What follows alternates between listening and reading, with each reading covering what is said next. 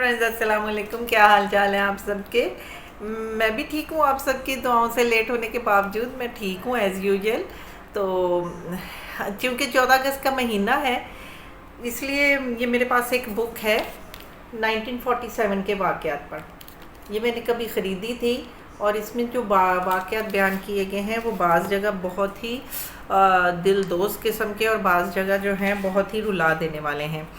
یہ کتاب جو ہے اس کی تحقیق و تالیف حکیم محمد طارق محمود مجذوبی چغتائی صاحب نے کی ہے، اور انہوں نے بہت ہی تفصیل سے اور بہت ہی اچھے طریقے سے 1947 کے واقعات بیان کیے ہیں، جو مجھے تو پڑھنے میں بہت اچھے لگے. تو میں نے سوچا وہ آپ کے ساتھ بھی شیئر کروں.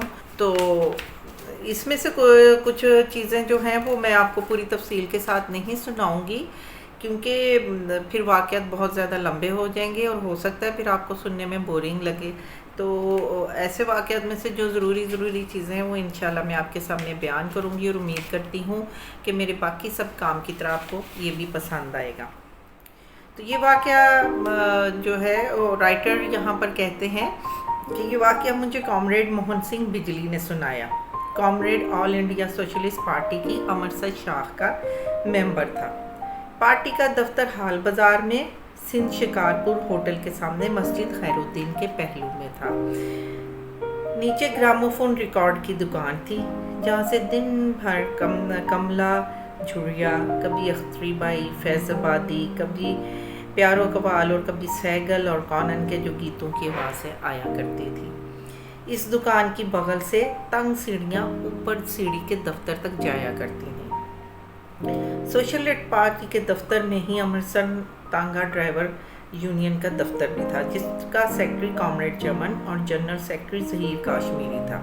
ناٹے قد اور گودھے ہوئے بدن والا کامریڈ چمن کوچوانوں کے چندے کی شراب پی کر شام کو پارٹی کے دفتر میں آ کر خوب ادھم مچاتا. کامریڈ اللہ رکھا ساجد جنا کیمپ اور شلوار قمیض پہنے ہوئے بڑا مخلص معلوم ہوتا تھا. وہ پنجابی کا شاعر بھی تھا، کبھی اردو میں بھی شعر کہتا. ایک روز میں اور احمد راہی دفتر کی بالا کونی میں کرسیاں ڈالے بیٹھے بازار کی رونق دیکھ رہے تھے کہ کامریڈ ساجد ہمارے پاس آ کر کھڑا ہو گیا. بازار میں ہندو سکھ لڑکیاں بڑی تعداد میں گزر رہی تھیں. غالباً اس روز کوئی تہوار تھا. ظہیر کاشمیری نے پارٹی کے اوپر والے کمرے پر قبضہ جما رکھا تھا. چاروں طرف کتابوں کے ڈھیر پڑے تھے. دری پر ایک صندوقچی رکھی تھی. کونے والی میز پر سیاہ پتھر کا ایک چورس ٹکڑا پڑا تھا، جس پر ٹیگور کے نقوش ابھرے ہوئے تھے. اس میں کامریڈ ساجد کا، کامریڈ بجلی، کامریڈ شریف متین، کامریڈ چمن اور کامریڈ کمل، یہ لوگ سوشلسٹ پارٹی کے سرگرم رکن تھے. ظہیر کاشمیری خانسامہ یونین اور تانگا ڈرائیور یونین کے لیے کام کرتا. میں اور احمد راہی کبھی کبھی اس دفتر میں جا کر گپ بازی میں وقت گزارا کرتے. مجلس احرار کا ان دنوں امرتسر میں بڑا ہی زور تھا. مسجد خیر الدین اور انجمن پارک کی فضائیں سید عطا اللہ شاہ بخاری اور شیخ حسام الدین کی جوشیلی بھڑکیلی تقریروں سے گونجا کرتی تھیں. میرے خیال میں اس جماعت کا سارا جو شعلہ فشاں تقریروں، ہنگامہ خیز جلوسوں، جلسوں اور فلک شگاف نعروں میں صرف ہوتا تھا. جو کچھ بھی تھا، امرتسر کی سیاسی فضا کو پرجوش، گرم اور بیدار رکھنے میں مجلس احرار بھی بڑا کام کر رہی تھی. اس جوش کو بعد میں ڈاکٹر سیف الدین کچلوکی نیلی پوش تحریک نے بھی خوب گرمایا، اور جب مسلم لیگ پاکستان کا مشن لے کر سامنے آئی تو امرتسری مسلمان کو پہلی بار اندھیرے کے سمندر میں دور روشنی کا ایک بڑا مینار جو ہے وہ اٹھتا دکھائی دیا. پاکستان کے قیام کا پروگرام بڑا ہی واضح اور مثبت تھا. اس پروگرام کی قیادت ایک پرعزم بے لوث اور مرد آہن کے ہاتھ میں تھی، جس نے برہمنی سامراج کے مکر و فریب کے پردے کو چاک کر کے اسلام کا پرچم بلند کیا تھا. اور کہنے کو کہہ سکتے ہیں کہ ہماری جو جنگ آزادی کی تحریک ہے وہ 1857 میں شروع ہو چکی تھی. اگرچہ وہ اس وقت پوری طرح کامیاب نہیں ہوئی، لیکن میرے خیال میں وہ شروع ہو چکی تھی. اور یہاں پر وہ یہی بیان کر رہے ہیں کہ 1857 سے لے کر اس وقت تک سیاسی بے چینی کے اندھیروں میں जो लोग भटक रहे थे, और उनके नज़दीक हिंदुओं की तहजीब, कल्चर और मज़हब अलग था। इनके साथ मिलकर वो नहीं रह सकते थे। इनसे अलग होकर रहने की कोई सूरत नज़र नहीं आती थी। अमृतसर में हर मुहर्रम और ईद मिलाद पर हिंदू मुस्लिम फसादात हो जाता। पट रंगों का ताज़िया गुरुद्वारा बाज़ार में से होकर गुजरता था, जो कि हिंदू सिखों का गढ़ था। गैर मुस्लिम इस ताज़िए पर पत्थर फेंक कर भाग जाते। एक बार मुहर्रम पर करमू ड्योढ़ी के हिंदू हलवाई ने खौलता हुआ घी मुसलमानों पर फेंक दिया, जिसका बदला इसी वक्त हिंदू हलवाई की दुकान को नजर आतिश करके लिया गया। अमृतसर का मुसलमान बहादुर और निडर था। हिंदू सिख हमेशा इससे दब कर रहते, फिर भी गैर मुस्लिम अपनी फ़िरका वाराना शरारतों से बाज ना आते थे और हर मजहबी त्यौहार पर फसाद खड़ा कर देते। मैंने अपनी आंखों से दृशनी रोड ड्योढ़ी में ईद मिलादुन्नबी के जुलूस पर हिंदू लड़कों को पत्थर फेंकते देखा और फिर भागते भी देखा। मैं इन दिनों MA हाई स्कूल में 8वीं जमात में पढ़ता था। ईद मिलाद का जुलूस शहर में से होता हुआ स्कितरी बाग की तरफ जा रहा था। मैंने चांद तारे वाला सब्ज परचम उठा रखा था। इन दिनों जुलूसों में झंडे उठाने का बड़ा शौक था। परचम उठाए जब हम सीना ताने अपने मोहल्ले में से गुजरते तो हमें महसूस होता गोया हमने दुश्मन पर फतह पा ली है। जब ये जुलूस दृशनी ड्योढ़ी में पहुंचा तो एक हिंदू के मकान से चंद ईंटें हमारे ऊपर आकर गिरी। मैंने मकान की तरफ देखा तो वहाँ छत पर से चंद लड़के दूसरे मकान में कूद रहे थे। हमने इस मकान का दरवाज़ा तोड़ दिया। पुलिस ने मदाखलत करके मामला रफा दफा करा दिया। हिंदू हमेशा छुपकर मुसलमानों के जुलूसों और जलसों पर पत्थर फेंकते और दुम दबाकर भाग जाते। वो खुलकर कभी मैदान में सामने नहीं आते थे। जब अमृतसर के शेर मुसलमान मैदान में आते तो मैदान खाली हो जाता था। कुछ समझ नहीं आ रहा था कि गैर मुस्लिमों की ये इश्तियाल अंगेज हरकतें आखिर कब तक जारी रहेंगी। चुनांचे इसी तहजीब और अदम इत्मीनान के आलम में जब पाकिस्तान की करारदाद सामने आई तो मुसलमानों को पहली बार अपनी मंजिल का सुराग मिला और उन्होंने इस तक पहुंचने के लिए जानो माल की कुर्बानियां देने से भी गुरेज नहीं किया। मैं इन दिनों मैट्रिक का इम्तिहान दे रहा था, लेकिन मेरी खाना बदोशियाँ मुझे इतनी उम्र में बम्बई से कलकत्ते, नागपुर से मद्रास, तिरुचिरापल्ली, रामेश्वरम और वहाँ से लिंका और फिर वहीं से रंगून तक घुमा फिरा कर लाई थी। मैंने मदारिस के मुसलमानों को इस्लामी शुआर पर इंतहाई पाबंदी से अमल करते देखा। मैंने विज़गा टीम में मरहट्टे मुसलमानों को सर आंखें लिए सुल्तान टीपू के मज़ार पर नामालूम खलाओं में घूरते हुए देखा। मैंने रंगून की मस्जिद में मुसलमानों को नमाज जुमा के बाद इस्लाम की तरक्की और खुशहाली की दुआएं मांगते सुना। मैंने जहरबादी बर्मी मुसलमानों के महलों में सुबह के वक्त कुरान करीम की पुरशिकवा तलावत की आवाज़ें सुनी। फिर मैंने अजीन और नागपुर के ब्राह्मणों को मुसलमानों के साथ छूट छाट करने और दामन बचाकर नफरत से गुजरते देखा। मेरे सामने हिंदू कलकत्ते की जिक्रिया स्ट्रीट वाली मस्जिद खुदा के आगे से बाजे बजाते और मुसलमानों को मुश्तिल करते। इस उम्र में मुझे सियासी बसीरत तो ना थी, लेकिन इतना मालूम हो गया था कि हिंदुस्तान के हिंदू मुसलमानों से नफरत करते हैं। इनके झूठे बर्तनों को हाथ लगाए बगैर कुत्तों के आगे फेंक देते हैं। अमृतसर के हिंदू महलों में जगह जगह पानी की सबीलें लगी होती। इन सबीलों पे हिंदू और या सिख का तो इख्तियार होता, मगर और वो शीशे या तांबे के गिलास में पानी पीते। लेकिन मुसलमानों को हर हिंदू सबील पर बांस की नलकी में पानी डालकर जानवरों की तरह पीना पड़ता। गोया मुसलमानों को हिंदू अछूतों से भी कमतर समझा जाता था। ये वो जिल्लत अंगेज रवैया था जो कोई भी गयूर कौम बर्दाश्त नहीं कर सकती। दूसरे मुस्लिम घरों की तरह हमारे घर में भी मुस्लिम लीग और पाकिस्तान का चर्चा रहने लगा। हमें औरतों को कुछ इल्म नहीं था, बस इतना ज़रूर मालूम था कि पाकिस्तान हिंद बन गया तो मुसलमानों को एक अलहदा मुल्क मिल जाएगा।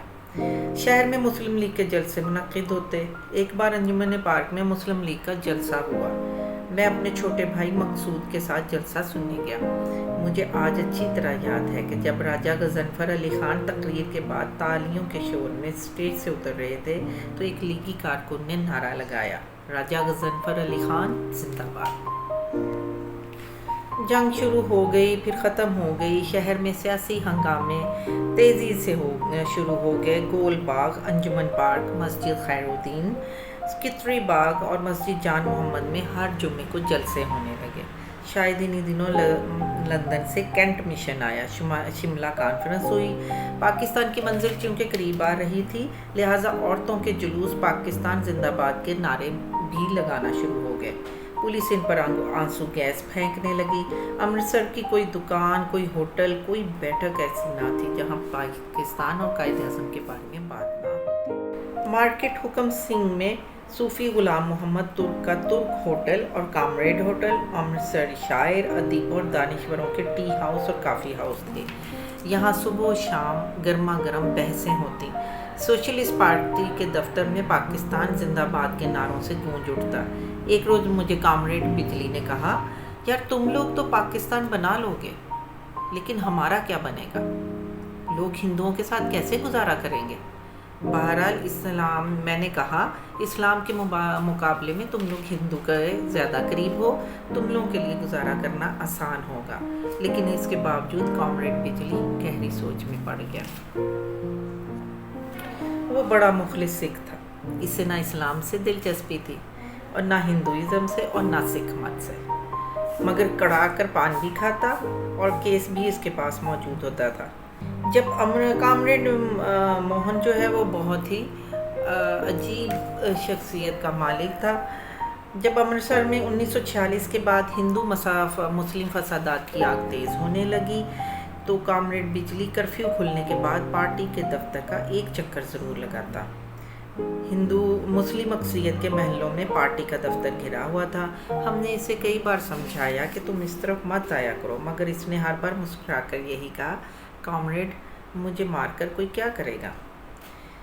लाहौर असम्बली हाल की सीढ़ियों पर मास्टर तारा सिंह ने नंगी तलवार लहराकर ऐलान कर दिया था कि सिख पाकिस्तान कभी नहीं बनने देंगे, और मुसलमान हर कीमत पर पाकिस्तान बनाने का फ़ैसला कर चुके थे और अमृतसर के गली कूचे पाकिस्तान जिंदाबाद के फल्क शगाफ नागरों से थर्रा रहे थे। चुनाचा एक दिन कामरेड बिजली पर हमला हो गया। बड़ी मुश्किल से जान बचाकर पार्टी के दफ्तर में आकर पनाह ली। इसके बाद इसने हॉल बाज़ार में दफ्तर की तरफ आना बंद कर दिया।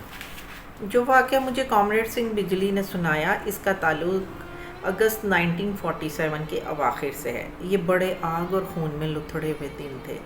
किंजा झील सिंह चौक, गोली हट्टी से लेकर फम वाले बाज़ार तक और वहाँ से लेकर मस्जिद कासदा तक सारे का सारा जल चुका था। इधर बाज़ार कड़ियाँ, किंजा करम, सिंह बाज़ार, सराय रामदास बाज़ार, भटकियाँ और हिंदू अक्सरियत में घिरे हुए इसी किस्म के दूसरे महलों में मुसलमानों के घरों को नजर आतिश किया जा रहा था। ज़िला गुरदासपुर और अमृतसर हिंदुस्तान में शामिल कर दिए गए। हिंदुओं ने मकानों पर तिरंगे लहरा दिए। वो फ़ौज के साथ मिलकर मुसलमानों के खाली घरों को लूटकर आग लगा रहे थे। हिंदू महलों से मुसलमान महलों पर मुसलसल फायरिंग हो रही थी। अमृतसर के गली कूचे, बाज़ार, पार्क, बाग और नालों में पड़ी हुई लाशों को गिद्ध और कुत्ते नोच रहे थे।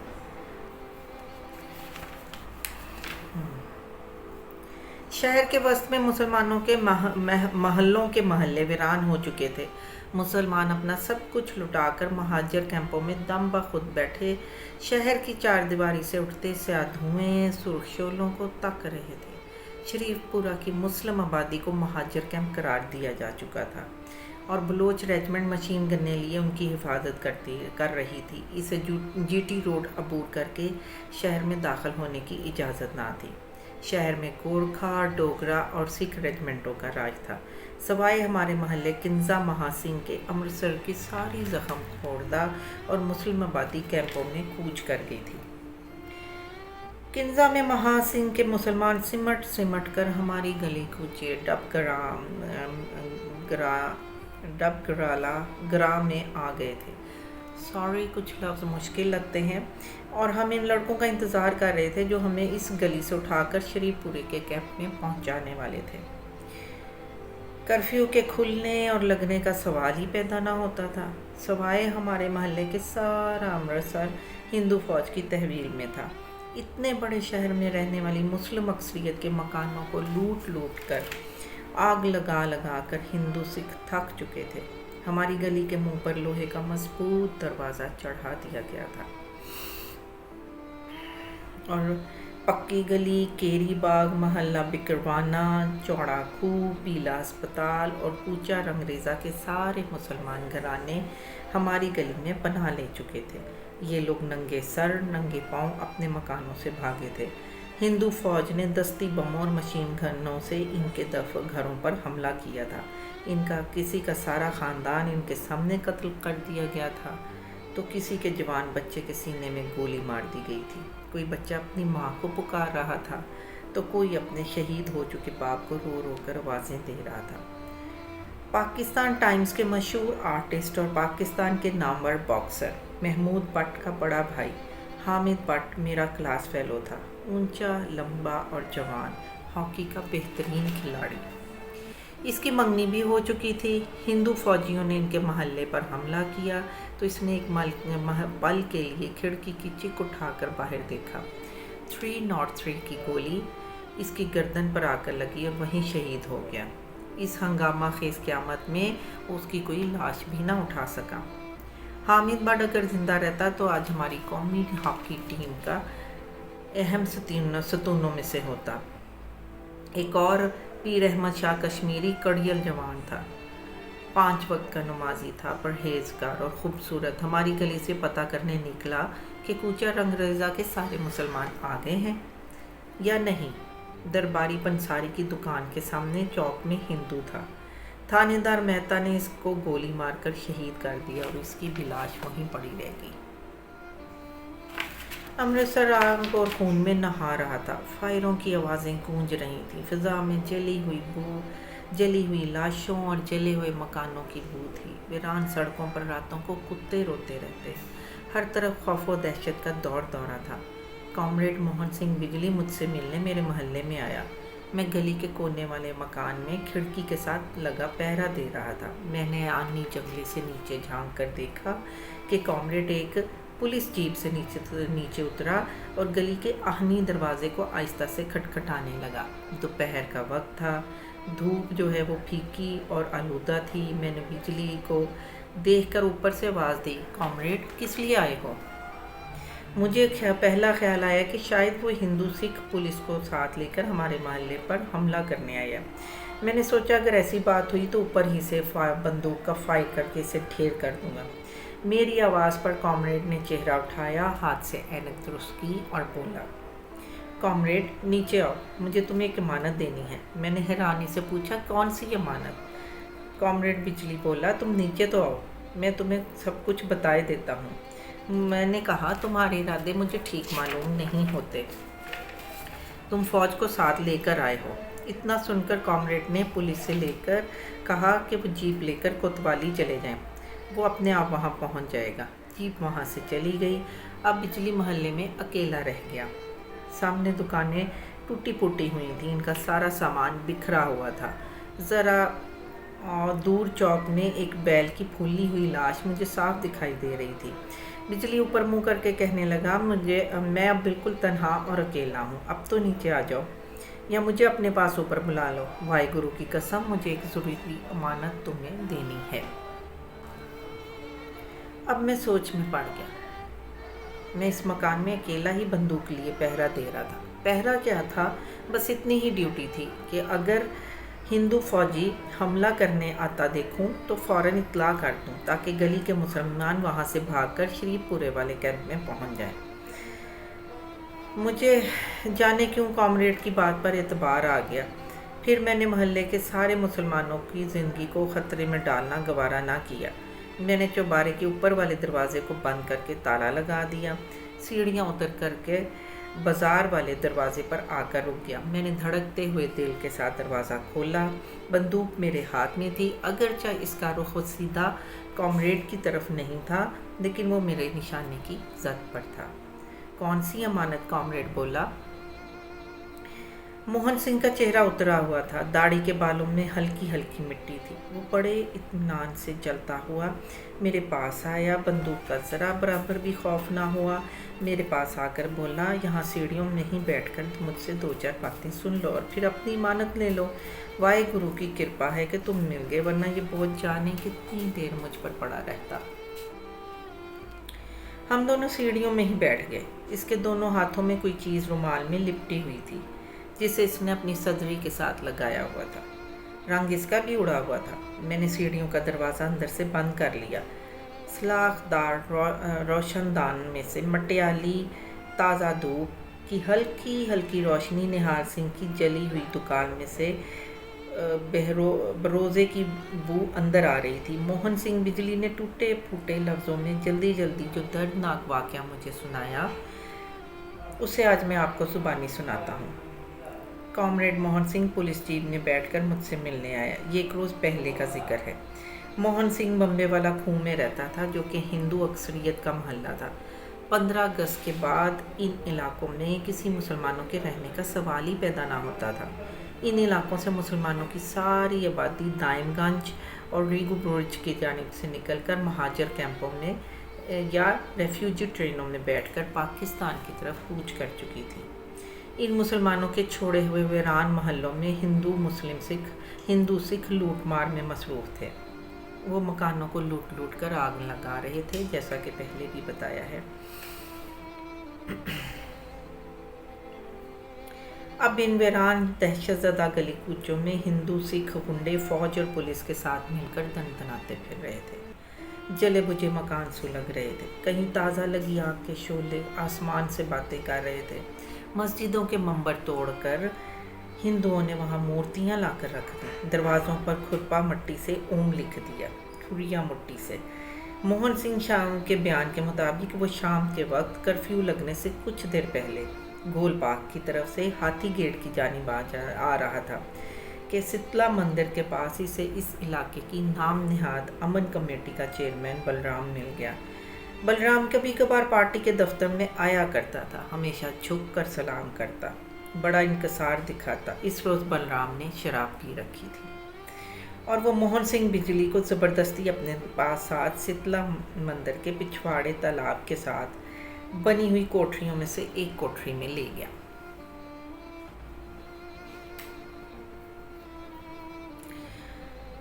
बलराम के साथ 6-7 हिंदू दोस्त शराब पी रहे थे और शोर मचा रहे थे। मोहन सिंह इन सब को जानता था। इसने बहुत कहा कि इसे घर जाना है, कर्फ्यू लगने वाला है, लेकिन किसी ने एक ना सुनी। बलराम ने शराब का गिलास उठाकर कहा, बिजली, कौन सा कर्फ्यू, कैसा कर्फ्यू? अमृतसर में अब हमारा राज है। मोहन सिंह बिजली के मुताबिक वो किसी मुसलमान लड़की को अगवा करके लाए थे, उसे साथ वाली कोठरी में बंद कर रखा था और अब वो इसे अपनी वहशत पर रखना चाहते थे।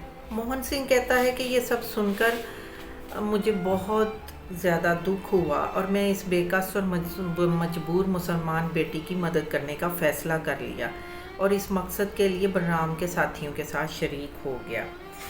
उसने मौका गनीमत जान के कहा, वो कहने लगे कि साली जय हिंद नहीं कह रही। मोहन सिंह ने पूछा, क्या कहती थी वो? लोगों में बलराम ने इस पर मुक्का मारते हुए चीखा, कहती थी पाकिस्तान जिंदाबाद। मोहन सिंह ने कहा, चलो फिर मैं उसके पास जाता हूँ और उसको समझाने की कोशिश करता हूँ और वो जय हिंद का नारा भी लगाएगी। ये बात सुनकर वो सब कहके लगाने लगे। उन्होंने कहा, ठीक है, बूढ़ा आदमी है, इसे कोशिश कर लेने दो। मोहन सिंह बिजली साथ वाली कोठरी का ताला खोलकर अंदर आ गया। ताक में मिट्टी का दिया जल रहा था। अंदर गोबर की बू फैली हुई थी। कोने में टूटी हुई खाट पर एक लड़की पड़ी थी। दिए की रोशनी में मोहन सिंह ने देखा कि इसके कपड़े जगह जगह से फटे हुए थे, बाल भी खुले हुए थे। किसी ने वो बामुश्किल 18 से 17 वर्ष की ज़रा सी दुबली पतली लड़की थी। मोहन सिंह जब उसके करीब गया तो उसने गर्दन उठाकर उसकी तरफ देखा। मुसलमान लड़की की आंखों में खून ख्वार चीते की चमक थी। इसका सांस भी फूला हुआ। इसने कहा, गरज कर कहा कि मुझे खबरदार मुझे हाथ मत लगाना। मोहन सिंह बिजली कहता है कि मैंने हाथ जोड़ते हुए कहा, बेटी मैं तुम्हें नुकसान पहुंचाने नहीं आया बल्कि तुम्हें इनसे बचाने आया हूँ, लेकिन समझ में नहीं आता कि तेरे लिए क्या करूँ। अगर मैंने तुम्हें यहाँ से भगा दिया तो वो मेरे साथ तुम्हारी भी टिक्का पोटी कर देंगे, या फिर तुम्हें कोई और दूसरा हिंदू गुंडा या सिपाही साथ ले जाएगा। मुसलमान लड़की ने जब मोहन सिंह के मुंह से बेटी का लफ्ज़ सुना तो उसे कुछ हौसला हुआ और अचानक गले में से एक मोटा सा तावीज़ निकाल कर उसे देती हुई बोली, मेरी ये मानत अपने पास रख लें और किसी भी मुसलमान को दे देना और कहना और दे देना मेरा नाम रज़िया बानो है। मैं MA गर्ल्स हाई स्कूल में 10वीं जमात में पढ़ती थी। हिंदुओं ने मेरे दोनों भाइयों और अब्बा जान और अम्मी को मेरे सामने कत्ल कर दिया और मुझे उठाकर यहाँ ले आए। इनसे जाकर कह दें कि एक मुसलमान घराने की लड़की को अपनी इज्जत अपनी जान से भी ज़्यादा अजीज़ होती है। लड़की ने अचानक उसकी तरफ हाथ बढ़ाया और चश्मे ज़दन में मोहन सिंह की किरयानी नियाम से खींची और देखते ही देखते इसे अपने दिल में उतार लिया। खून का फवारा छूटा और मुसलमान लड़की एक हल्की सी सिसकी पर चारपी पर गिर पड़ी।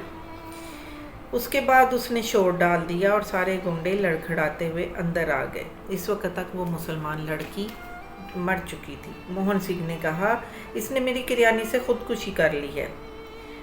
तो वो लोग बोले, मर गई है तो मरने दो, हम दूसरी को किसी को उठा लाएंगे, चाहे वो कोई हिंदू खतून ही क्यों ना हो। मोहन सिंह बहुत देर तक उस लड़की की लाश के पास अकेला बैठा रहा। बकौल उसके वो लड़की बहुत ही पुरसुकून दिखाई दे रही थी और खून आलूद चेहरे कपड़ों के साथ उसका चेहरा गुलाब सा लग रहा था। एक मुसलमान लड़की इतनी गैरतमंद भी हो सकती कॉमरेड, ये मुझे अब मालूम हुआ था। सच कहता हूँ मेरी आंखों से आंसू बह रहे थे। इसका दिया हुआ तावीज़ मेरे हाथों में था। कितनी ही देर सर झुकाए बैठे रहा। रात गहरी हो गई। कहीं कहीं से गोलियां चलने की आवाज़ आ रही थी।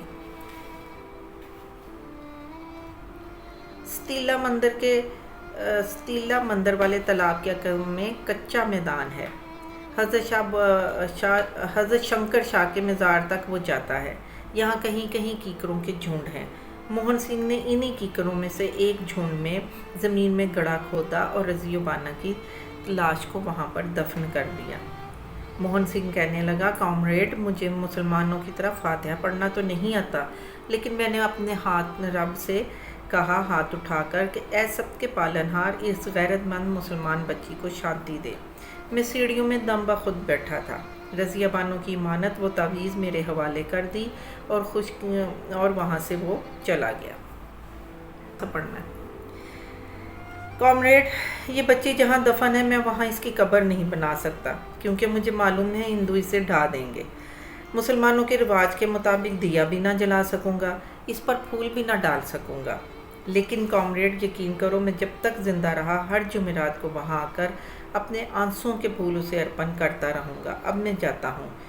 मैंने इस बच्ची की मानत तुझे दे दी है। अब मेरे दिल से बोझ उतर गया है। उसके जाने के बाद मैं कितनी देर तक हैरत ज़दा रज़िया बानो का तावीज़ हाथों में लिए सीढ़ियों में बैठा रहा। कॉमरेड की बातें अभी तक मेरे कान में गूंज रही थीं।